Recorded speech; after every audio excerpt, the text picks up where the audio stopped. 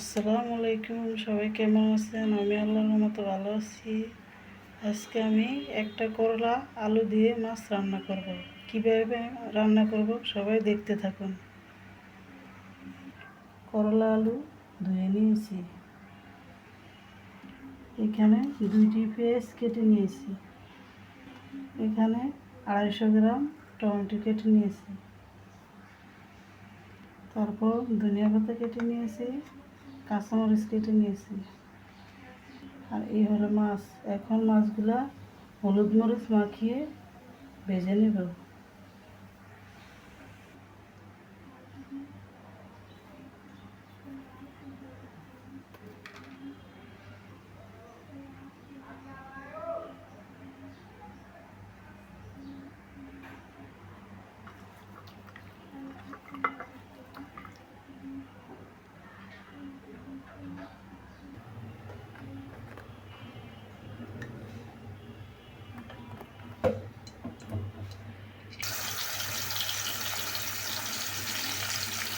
মাছ ভাজা হয়ে গেছে, এখন এগুলো উঠিয়ে নেব।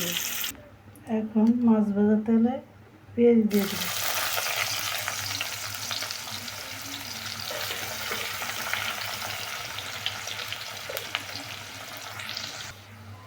পেঁয়াজ ভাজা হয়ে গেছে, এখন কষানোর জন্য পানি দিয়ে দেব।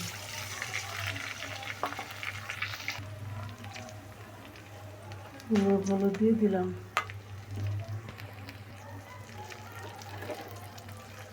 তারপরে লবণ দিয়ে দিলাম পরিমাণ। তারপরে মরিচের গুঁড়া দিয়ে দিলাম 1 চা চামচ, 1/2 চামচ আদা বাটা, 1 চা চামচ রসুন বাটা। এখন মশলা কষিয়ে নেব। মশলা কষানো হয়ে গেছে, এখন তরকারি দিয়ে দেব।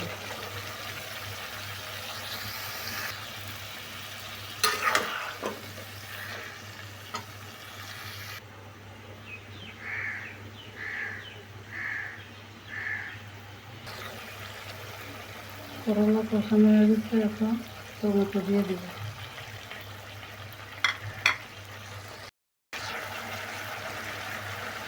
এখন ঝোলের জন্য পানি অ্যাড করে দেব।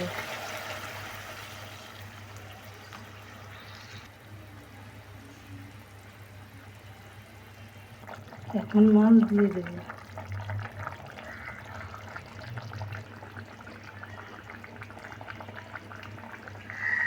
এখন দিয়ে দেব ধনিয়া পাতা, কাঁচামরিচ।